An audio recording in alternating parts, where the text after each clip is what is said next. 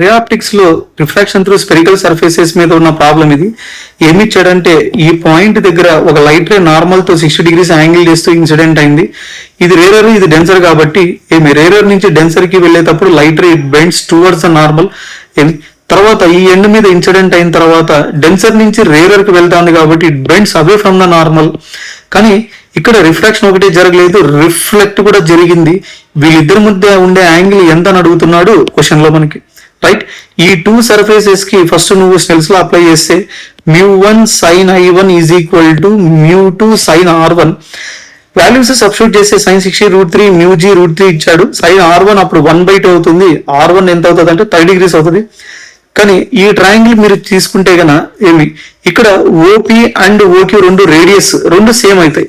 అలాంటప్పుడు R1 R2 angles కూడా same అవుతాయి. అంటే R1 30 degrees అయితే R2 కూడా ఏమవుతుంది అంటే 30 degrees అవుతుంది. మరి ఈ టూ సర్ఫేసెస్ కి నువ్వు స్నెల్స్ లో అప్లై చేస్తే μ1 sin r2 is equal to μ2 sin e. sin r2 30 μt √3/2 sin value ఎంత అంటే 60 degrees. అంటే అర్థం ఏమంటే ఈ యాంగిల్ 60, ఈ యాంగిల్ 30, ఇది ఒక స్ట్రైట్ లైన్. ఈ మొత్తం యాంగిల్ 180 ఉంటుంది. 30, 60, 180లో నుంచి తీసేస్తే అప్పుడు 90 degrees అవుతుంది. అంటే రిఫ్లెక్టెడ్ మరియు రిఫ్రాక్టెడ్ రే మధ్య యాంగిల్ ఎంత ఉంటుంది అంటే 90 degrees ఉంటుంది.